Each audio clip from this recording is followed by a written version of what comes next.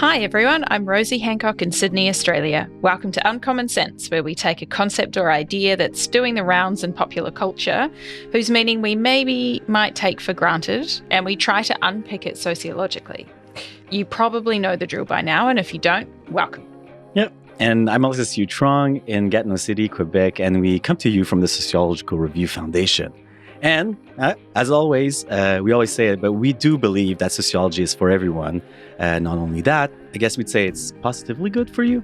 Like, sociology won't give you rose-tinted glasses or a quick fix, but it is going to help you to understand yourself and your position in the world. And I suppose, in turn, kind of get a bit of perspective on things like social relations, power, institutions, and so on. Today, we're taking on a big subject, free speech. This is something that is just so uncommon sense. Like, we all think we know what it means, but do we really? So, Alexis, getting ready for today's show got me thinking about actually this show itself and how we talk about it with our producer, Alice. Like, when you work on a podcast, you get to see how speech is actually produced and kind of constructed, as a sociologist would put it. How what looks like a free-flowing reflection or conversation often actually isn't. And that's a reminder, I guess, that what we call free speech is always caveated, constructed, edited in certain ways, not through software, but by social norms and constraints. So perhaps we might end up picking that analogy up as we go. But, you get the idea. And today we're joined by Aaron Winter, who is senior lecturer in sociology, race, and anti-racism at Lancaster Uni.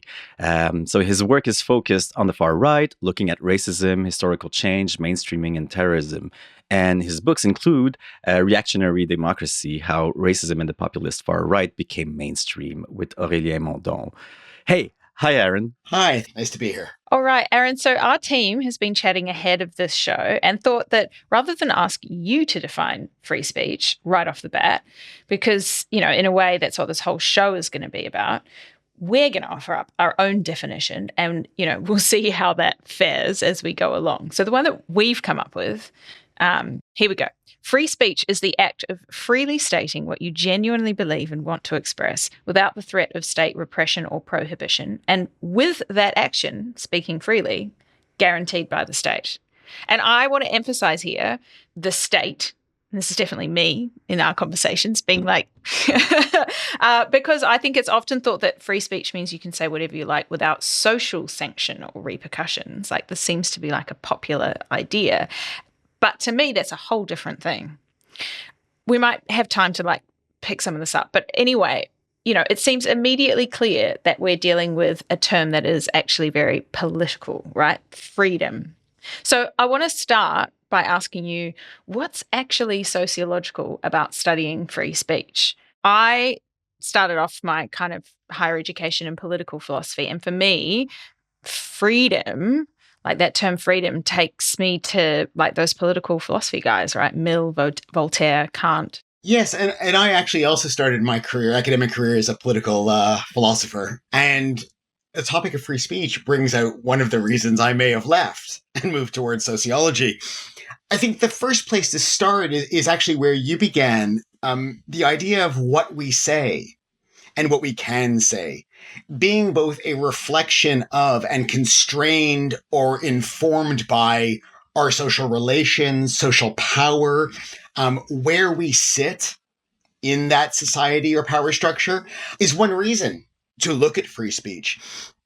Related to this is the way in which free speech it's become a sociological or social phenomenon in itself, something that is highly politicized, something which is evoked in a wide variety of contexts, but one that becomes a catch-all for anything you may want to articulate or fight back against. And in that sense, free speech is a carrier, and I'm relating this to my research in particular, a carrier or a framing mechanism for reactionary both speech and backlashes. And for me, what's most sociological about it is the way in which it is evoked, almost in the absence of an understanding of the structural reality and inequalities amongst people who may or may not have the right or ability to speak or be heard. Well, making that link you just said with your own work, I guess some people listening may think like, why is this guy talking about free speech when he specializes in racism in the far right? All right, can you talk a bit on to that point, and like what do you do research wise, and how do you do it? Well, to go back to my reasons for moving from politics and political science and political philosophy to sociology, one of the things that occurred to me is that I was always been interested in the relationship between freedoms and constraints and power. And that occurs within political science and political philosophy. I found there was an interesting tension going on. One is political philosophy was often great dead white men who had power speaking in the abstract about the best society we can live in, what we ought to do, what we ought not to do. It was almost a course in sort of elite management. And then in political science, there was also this emphasis on how the state or those elite actors who were able to run for and be elected into office would manage social freedoms and constraints and our rights. So I was partly interested in this because of the way in which racism in particular was being discussed within these. And this goes back to the idea of dead white men as well, about who they were speaking about and for. I mean, were women of color included in this?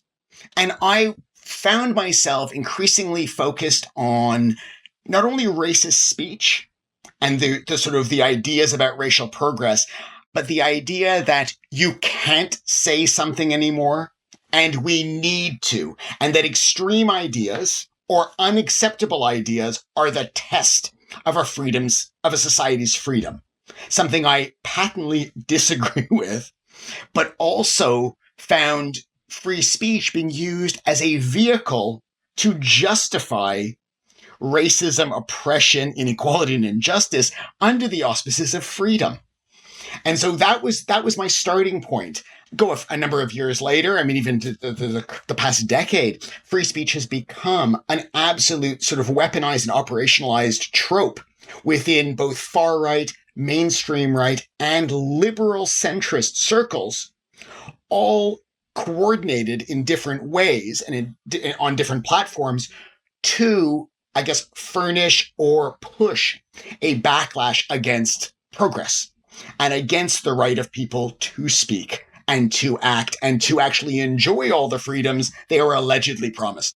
So I'm curious, you've kind of tracked like some historical progress here, right? It seems like you're saying free speech has always been maybe an issue with the far right, but that's really picked up in the last 10-ish years.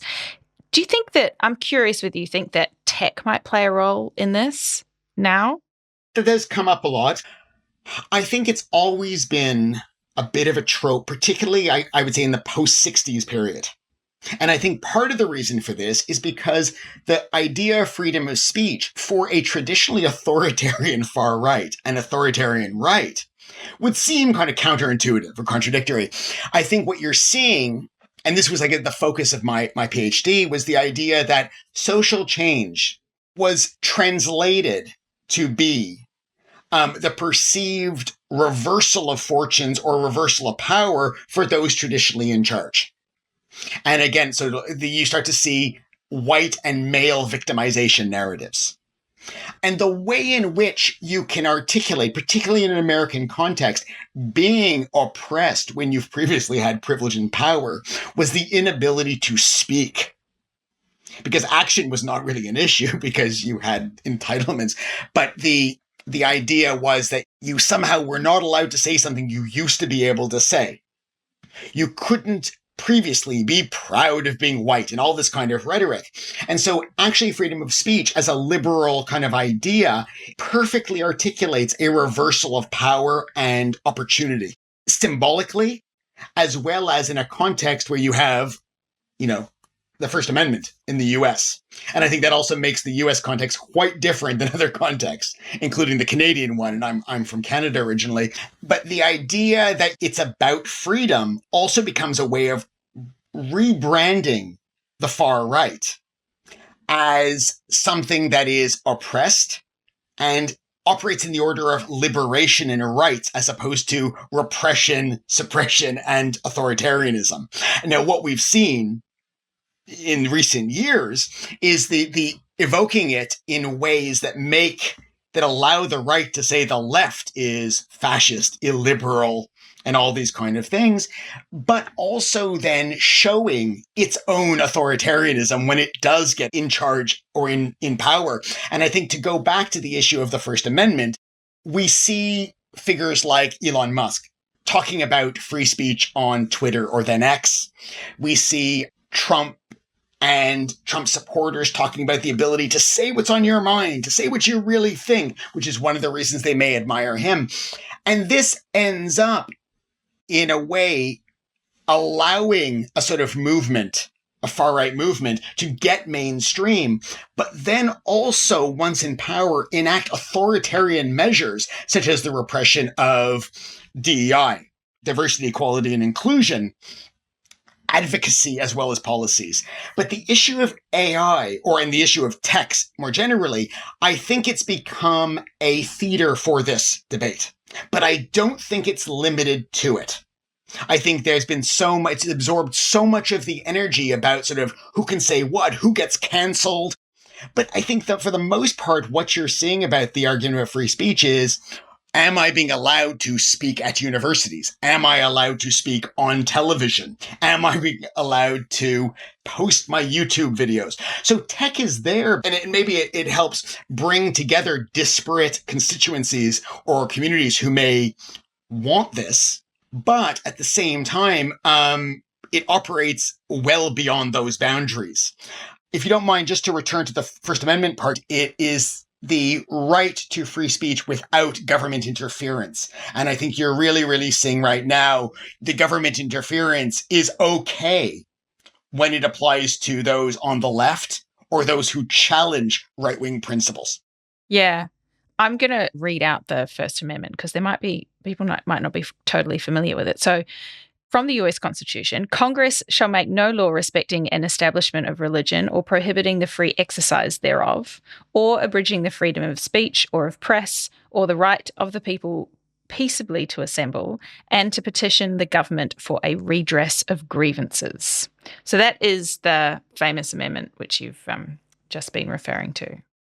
Aaron, just to jump in, could you give us maybe a brief definition of what far right is for you? I would say that it is one of the challenges and I think slightly obsessions of researchers in the field. We often see it used to describe or identify, I guess, a family or a range of movements, organizations, and actors that are kind of, they may have different ideologies and identities and tactics, but they're organized around often racist, nationalist, anti-democratic, and authoritarian beliefs or objectives. And that nationalism may actually be civilizational or cultural, as articulated in cultural terms as well, across different nations or blocks in the world. But they as I noted, they can be different types of movements. You can have everything from political parties to subcultures to violent paramilitaries and terrorists, street activists, and governments. I use it as an umbrella term. Some people use populist radical right, some use extremist or extreme right, some use nativist, fascist. I tend to use far right as an umbrella term, but may differentiate internally to that. So in recent years, it's kind of a bit of a jump here, but like in recent years in philosophy, social sciences, political science, and so on, like people like Miranda Fricker and Jose Medina have worked on developing a language, a kind of new language to talk about like people's voices, right? And understanding people's experiences and so on. So epistemic injustice, epistemic resistance, and so on. I was kind of wondering on the research methods side, like certain approaches kind of aim to give a voice, right? Both in academia, but also in journalism.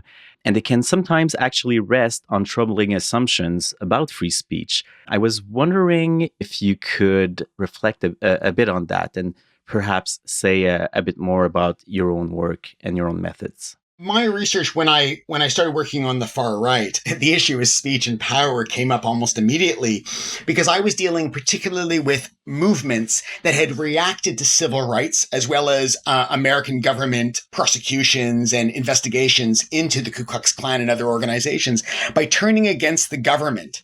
And that's partly why free speech was an issue, about their interference with their beliefs and ideas and speech acts.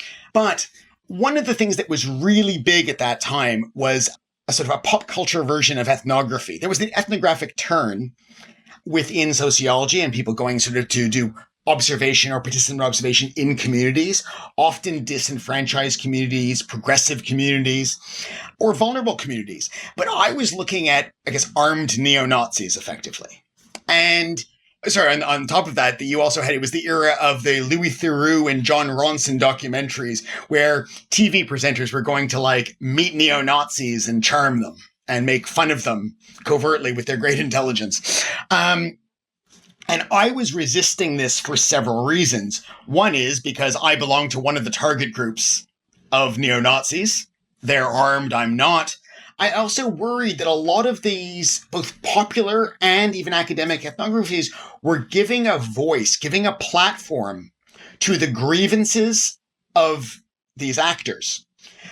If you move forward to sort of more recent years, we've seen again and again and again the way in which academic studies and media interviews and representations of the far right and of particularly white working class communities who are assumed to be both racist and potentially far right, give legitimacy to a sort of white working class left behind grievance narrative that has been used time and time again by politicians to justify reactionary policies about immigration, for example. But it has also encouraged the far right. It has legitimized. These ideas have been seen as the voice of the people. And when you sync up those kind of interviews, that kind of platforming with public opinion surveys, as well as ingrained narratives about the grievances of white men, it becomes part and parcel of the mainstreaming of the far right. Now, I didn't want to, as a researcher, take part in that. What I did instead, and at the time of my PhD, was I looked at the narratives, ideologies, texts of the far right to see how they articulated their changing ideologies. And I've been asked time and time again how, in the context of radicalization and extremism, I don't talk to existing far-right actors or former far-right actors. And what I've noticed, and I think this goes back to the point you were making when you asked the question, was consistently I'm seeing studies about racism and misogyny and transphobia interviewing or panels with academics and then perpetrators, potential perpetrators, or former perpetrators who do not represent both either the experiences of the targeted or give room to that. And so my feeling is that my research plays a role not only in emphasizing the need to platform and engage with those who are targeted by these movements, state racism as well as far-right racism, but also challenge these narratives and challenge the platforming of reaction and racism in ways that can legitimize and mainstream it. I know that in your own work, and we're going to put some of these in the show notes, you've highlighted some fallacies that I think link really well to this idea of, not wanting to platform these ideas. And, one of these fallacies is the idea that debate of kind of, we can debate whatever, and that is always going to be a good means of education. Or similarly, the idea that just airing or being exposed to diverse and dangerous ideas can help to breed proper critical thinking. So could you tell us a bit more about that? Yeah, no, absolutely. And I mean, one of the reasons for not platforming these actors in my own research is also because they don't need a platform. They keep on getting it. And one of the ways in which they get it is under the auspices of free speech. Another is the idea of debate. And I find debate quite an interesting one because it's often mistaken for democracy, where you have these two polarized ideas or two, whereas in politics, I think we have two ideas that are fairly similar and fighting out for the same constituency. But you also have this false polarization between debates, and you air these ideas and then one wins, allegedly. And the thing is that they often ignore the nuance of ideas and positions, but they also treat, say, fascism and anti-fascism, racism and anti-racism, as equal and equally righteous, but we know in society, it's often the fascists and the racists which are given much more power and credibility, often under the assumption or allegation that they are repressed or censored ideas, which is nonsense. But what ends up happening is you end up allowing these voices, these ideas, to be spoken again and again and again in ways that perpetuate the harm that those who are targeted face when they have to listen to it again and again and again. And the other reason why it's so problematic is I don't think, firstly, there's been a call for universities and educational institutions to operate this way because this is how we learn best. But that's just not true. That's not how education works. That's not how learning works. But also, it can cause harm to those students who are affected by it. And the harm seen by someone who belongs to a vulnerable community or identity group versus someone who kind of feels hurt if they can't express their racism and fascism are not equal. Absolutely not. I mean, I think sort of related to this idea, we referred to a question as provocative, Aaron, and it kind of occurs to me that there's also maybe a certain social currency, certainly for some people at least, in being seen to be provocative or controversial. Somehow doing that is a proxy for intelligence or agency, they've got control over their thoughts and their expression in a way that other people don't or something. And I'm curious if you can reflect on that. Is that in a way a trope of kind of this right-wing kind of discourse? I think it is. And I think how you've described it is absolutely accurate. It's really, I'm thinking when you're asking this also, the amount of times I've been told if I disagree with someone, I should debate them. But also the amount of times I've been told that because I don't like something, I'm either a oversensitive snowflake or I have bought into the system or the machine and I can't see outside it and I'm just some sort of automaton because I bought into sort of a woke agenda or something like that. But I'm also talking to someone who's repeating something that every influencer on social media says again and again and again. And you end up doing very much what I said about the free speech is you reverse the order of power and I guess compliance. So if you're told the system is built around every single historically marginalized minority group and the left, well then what you say, even if you're parroting hundreds of online influencers, your thought is original because it's a challenge to the system that you've constructed. And therefore, it gets not only currency, it becomes part and parcel of the brand of a sort of influencer or a wannabe influencer. It makes you feel like a hero or a martyr against the system, but it also becomes political, virtue. That you're able to challenge the system. And it's interesting the way in which that's done, as if there's some repercussion for saying this as opposed to being disagreed with. They'll go, oh, you've disagreed with me. I'm now canceled. See, I haven't gotten invitations to every single major television station. And it's first of all, why would anyone invite you? And no one's entitled to get onto TV or to get into a university to speak.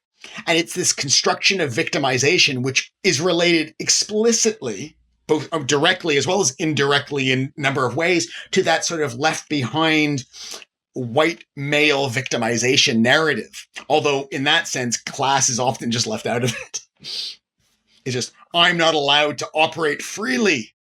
The elements you're evoking really kind of paint a complex picture of what free speech is and kind of encompasses, and really get the idea that free speech is not about the act of saying something freely, right? There's a whole thing that is before, after. It's very relational, and I guess part of what we've been talking about here is on how speech gets valued and decoded differently depending on who's talking in what arena and so on. I have a colleague, Michel Diot, who worked on the participation of marginalized individuals and groups within court procedures, right? And what does it mean in terms of making the people testimonies available, and then judges listening to it and hearing it in a way, right? So there's all this filtering also. But yeah, so I guess kind of generally, what would be could you talk more about these processes and like what are the conditions for free speech? I think in a sense, and I think it's a really good question, that's a fascinating research. And I think it points to some of the real issues that are going on, not the confected and ideological ones. But I think what's interesting is that free speech, it becomes this sort of like slightly floating kind of idea that people can take. It's quite owned by the right now. But historically, in an American context, it was linked to the left-wing free speech movement. And what has happened, I think is quite interesting, is that there it was based largely on a systemic analysis or structural analysis of politics, the impact of sort of white supremacy and capitalism and patriarchy on speech. This also emerges in the context of, the Vietnam War, the anti-war movement, but also in the wake of McCarthyism. And what's happened since the right has started to take it back, there's been this idea that sort of some many liberals, some on centrist, some on the left would say it used to be a left-wing value. The left has abandoned us. Well, actually, the terms of politics have changed. And what has ended up happening? The advocates of free speech now are now actually participating or have enabled a new McCarthyism. And what's actually happened is that you have a lot of repression of any kind of articulation of an anti-racist, anti-authoritarian, anti-right-wing, anti-capitalist ideas. And the response is authoritarianism, closing museum exhibitions on American history, banning books, locking people up, deporting people in the US in particular. But what I think the free speech thing does by being even though it's historically specific, it floats around and it can be grabbed and operationalized.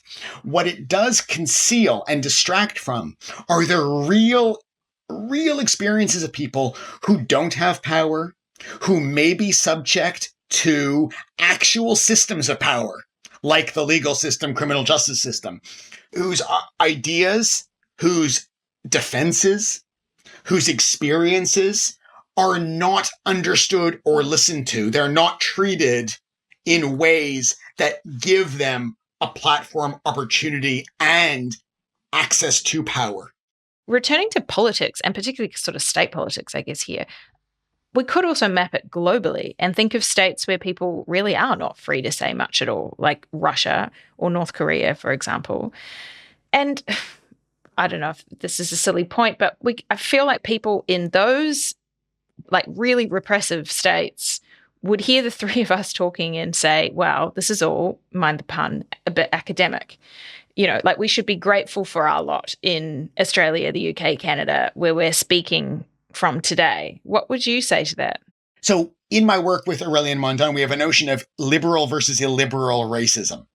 And it's based on the idea that racism in this sort of post-racial colorblind era, that the post-60s, post-70s period is, that racism is defeated.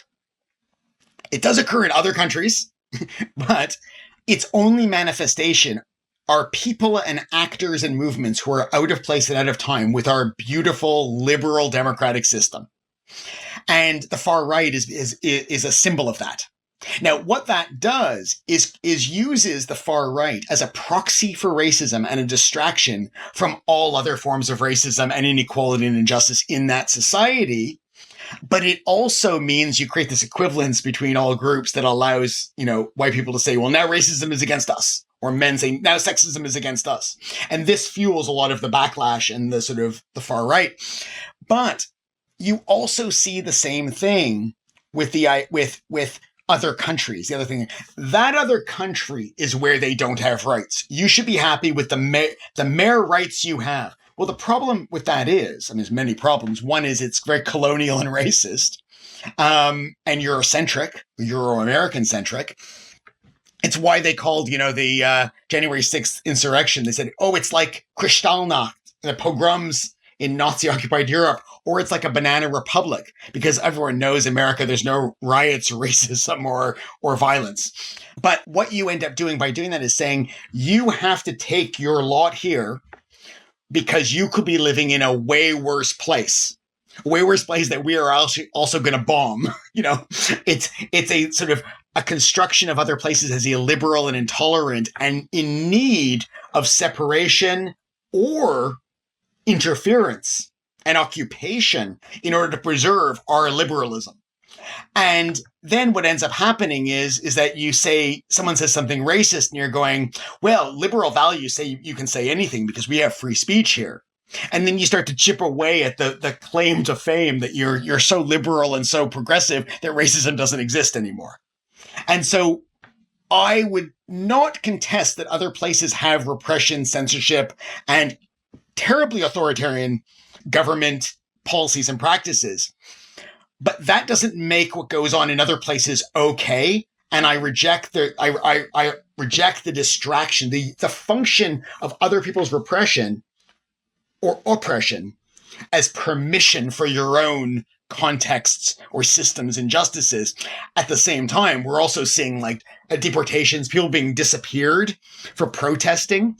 I mean, we can see it in Britain, in Canada, in the United States, in Germany, the way in which the defense of Palestinian humanity and rights is being treated as extremist, is being treated as support for illiberalism. It's an obviously injustice situation. And then what ends up happening is saying, you're not allowed to protest here, particularly if you're on a visa. And if you do, think about, would you be able to say that in Gaza? And it's like, well, I'm not allowed to say it here. So you end up knowing inequalities between these different contexts and systems, but they get flattened out often through that comparison. Mm-hmm. So I guess what you're saying is really important to attend to the structural inequalities within states, not just the ones also that are between them. And I think that many of the examples that you were giving about racism and this idea of a crisis of a reversal of power can also we can think about feminism and gender relations, right? And how there's kind of this anti-feminist similar discourses. And while we're on the subject of politics, we've been talking today about conditions and caveats around free speech. But to twist that slightly, I want to get your thoughts on how we should be wary of claims that speech has happened, past tense, that to say people have spoken online or in a vote or some sort. And you have this term from your book with Aurélien Mondon, reactionary democracy. And that's actually the title, right? Can you help us to understand that in more detail? Yeah, no, absolutely. You have this idea, and this is something we've discussed already, about speech being repressed. The speech of certain groups with certain interests, something that often is at odds with our understanding of structural inequalities and the system of power we've got over who's at the sharpest end and who's not, who has access, who doesn't. And I should note, I mean, the desire to understand power and structures of inequality is partly why I became a sociologist, which is why this is very interesting, and its absence is really important to me in these discussions. But the idea of reactionary democracy, I mean, it has a number of meanings, but one is the evoking democracy for reactionary interests and purposes, such as, the people have spoken, they want the borders shut. People have spoken, they wanted Trump. And I think this is based on a complete fallacy of, I guess, the democratic will of the people, how elections map out across the population, who has access to voting, who doesn't, but also issues of representation, who's represented. I mean, in Britain right now, we're talking about a system where there's two major parties and a far-right alternative, or constructionist alternative, and all have literally the same idea around immigration. And no one wants to address structural inequalities. So that's not a democratic choice. But if that's the only choices you're getting, anyone who wins is going to be the voice of the people, right? And I think this goes to the way in which reaction, racism, and other such ideas are blamed, firstly, on the working class. Then they're blamed on the people. And this gives a mandate for often elites to perpetuate or perpetrate a sort of like a white male victim narrative that reinforces capitalist inequality and white supremacy. And I think one of the ways that we talk about how this is done is through what Aurelian calls, in his wider work as well, a populist hype. The idea that it represents these reactionary ideas as the will of the people, as populist, not fascist, not racist, but popular, popularist, populist, and the way in which this becomes the narrative that more parties need to be populist. And what that does is it blames these bad ideas and their implications, like recession, or isolation, on the people, the working class or the people. But there's not a free admission that these are actually racist, fascist, and reactionary ideas that really harm people who don't get a voice, who aren't represented, and who are often dehumanized. This has been such a great chat, Aaron, and we are going to take a very quick break where our producer Alice is going to jump in. We'll be back in a moment to talk about someone who's given you some uncommon sense. Thanks for joining us with Aaron Winter to think about free speech today. Over at the sociologicalreview.org, you'll find our show notes for this and our other shows, including our new mini-series, Sideways Sociology, UK Anti-Racism. That's 3 audio essays on 3 crucial figures in the story of UK anti-racism, unpacking their ideas and how they speak to sociology too. So if you want to hear more on Ambalavana Sivanandan, Siva, Gurlin Bean and Len Garrison, do check that out. And in the meantime, thanks as ever for following Uncommon Sense. We're almost midway through season 4 now, and so grateful to all of you who listen around the world. And if you're regular here, then by now you probably know the Sociological Review Foundation is a charity. We're all about advancing public understanding of sociology. So we'd like to ask if you can please consider making a contribution to help us keep bringing this podcast to you. If so, just head to donorbox.org/uncommon-sense, where you can make one-off or repeat donations and directly support the making of Uncommon Sense. Every single one is really gratefully received. Any feedback, we're at uncommonsense@thesociologicalreview.org. Thanks for listening.